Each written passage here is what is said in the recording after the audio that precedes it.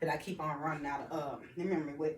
Okay, so anyway, I was on verse 10, and it says, the light is not seemly for a fool, much less for a servant to have rule over a prince.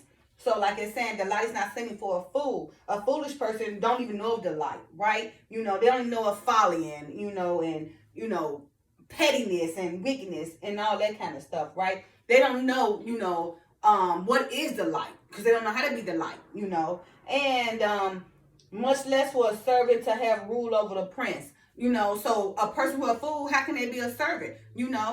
Because they too ignorant and foolish to even understand how to be a real servant, because they deal with great folly, right? They don't know, or they don't understand, how they supposed to be, right? Because, they want to practice much mischievous and folly, to benefit them or to take advantage of things and not go down in a righteous way, but, to do evil for good, okay?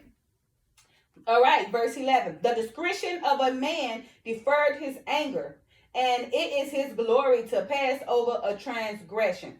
Okay, so the discretion of a man deferred his anger. Now, so that's just saying that, we got to know how to compose ourselves. I done a short not too long ago about someone being angry and composing himself, right? Know how to discipline ourselves. Know how not allow somebody to trigger us, right? Because that very discretion and that very discretion, what they say? Oh my Lord, I just forgot. That very discretion that we have, or that very discipline that we have, can defer our anger, or can stop us from being triggered to hurt that person, right? All right, so we should be careful. Make sure that we discreet in our ways and everything, in our goings, our comings and goings. Be discreet in that, right? Now, and it is glory to pass over transgression. So if you already know that was wrong, you overlooked that and kept going, that's glory, right? Because remember, transgression, is just, a sin, right? A transgression against the law, just a sin against the law, a crime against the law, okay? So, to go past it and not perform that sin is giving the Father the glory, right? You see how you use your discipline and your discretion to not, to participate in that sin, but overlook it, and had an understanding, to not do that sin, right? To not transgress, but had that discretion and that discipline to not do that sin. It brings glory to the Father. Verse 12. The king's wrath is as the roaring of a lion, but his favor is as the dew upon grass. So the king's wrath, trust me, when the Messiah come back, who is the expression of the Father, when he come back, his wrath is going to be like a lion coming from judgment on so many nations, right? Coming back to restore, right? But he got to come bring that judgment on so many nations, because of what they done in Israel, or because of their pride, or because of their idols, because of their treasures, who they look forward to instead of looking forward to the Father, okay? So the king, when he come on his wrath for judgment, it's gonna come out like a roaring lion. Remember, because our Father, he's a mighty and terrible Father, right? Come with great wrath and great power, right? Coming like a lion when it's wrath, right? And he say, but his favor is a dew upon the grass. So if you not out here, transgressing so much, or trying to do sin, or, trying to do whatever that's contrary to the Father, then his blessings will come upon you like a dew on grass. Y'all know the dew on the grass is all the frost. It be covered, right? So it's infinity. It's everywhere. So he's just saying, if you be obedient to him, and seek the kingdom, seek the kingdom first, all your desires would be granted unto you, right? That dew, that dew on the grass, it'll be so much infinity, because this world is infinite. And the dew can be on the grass throughout the whole world, and it's huge. So he's just trying to tell you, if you be obedient to his laws, and his commandments, his favor will be like dew upon the grass to you. It will be your blessings. You can have it all. Okay?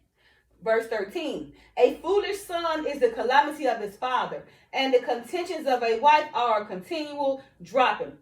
So it's just saying, those who raising their kids and spoiling them, not teaching them the right way will be the calamity in the future. Those very same parents will grow up worrying about their child, can't sleep, like, where's my kid? You saw Mikey or you saw Sharina? Where are they? I can't seem to find them. I'm up all night worried about that they out there shooting and everything. It's calamity. It's worrying. Now it's killing you, right? You didn't get depressed. You didn't get all these health problems because now your kid is older and you did not do a good job raising them the righteous way. Now they're bringing calamity against you. Your kid is causing all these health problems because you can't sleep from being so worried from all the calamity that your kid that you didn't raise right is coming on you with. So that's what it's saying, right? A foolish son is the calamity of his father or mother because he wasn't raised right. And that's what happened. That's what a father say, raise your child right and he won't depart from it, right? But trust and believe me, I see it every day, all day. Oh, these parents be stressed out because of their child crying and all that kind of stuff because their kid is causing so much calamity on them. Like a monstrous child out there doing any and everything, right? Not even caring about how their mama worrying about it. But remember, we reap what we sow, right? So whatever you put in this universe come out. So whatever you put into that child of yours that you did not raise in the righteous right is coming back to hunt you now. And that's what happens. And verse 14, the final verse. House and riches are the inheritance of fathers, and a prudent wife is from the Lord. So house and riches is the inheritance of father. So when we work hard as parents and we build, remember, if a righteous parent, some righteous parents gonna keep in their mind they building for their seed from generation to generation, right? So they know, because me, I'm telling y'all, the only reason I went to school and got myself together was because my very child. Because she said at the age of 3, Mom, when you gonna go, get out my mama house and get you a car, get your own apartment? I was like, oh my Lord, this girl want me to do something with my life.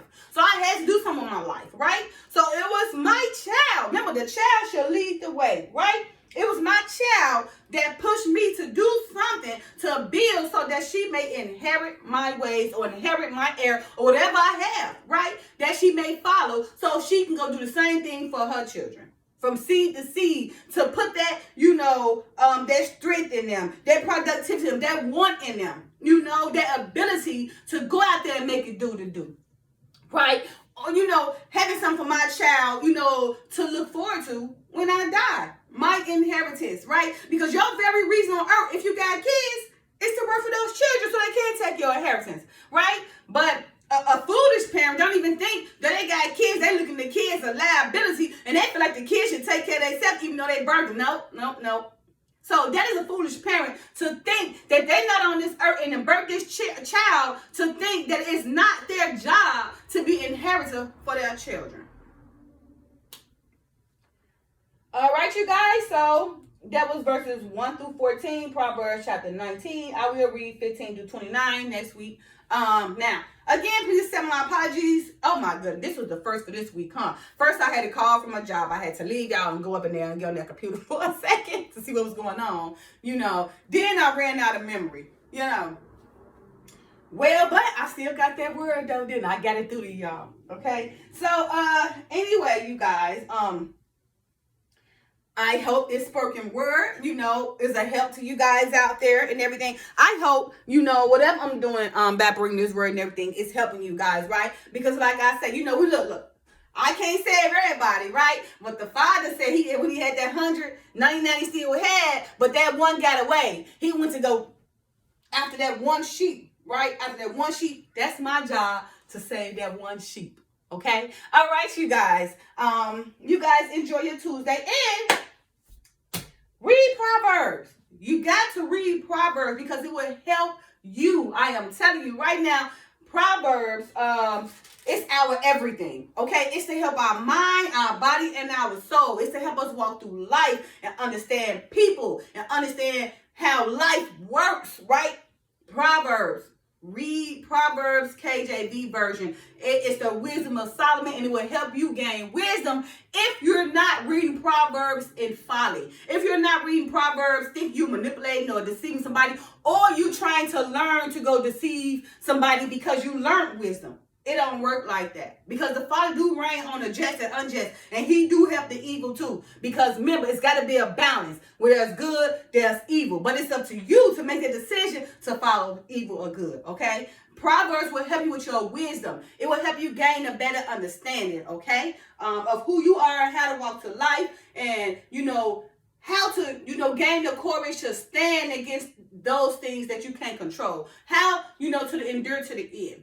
It do teaches you. In fact, the whole Bible teaches you. But Proverbs is very important, okay? All right, you guys. Thanks for bearing with me, okay? I'm going to have to put this video together. It's all over the place. Like I said, I got the phone call. My video went off.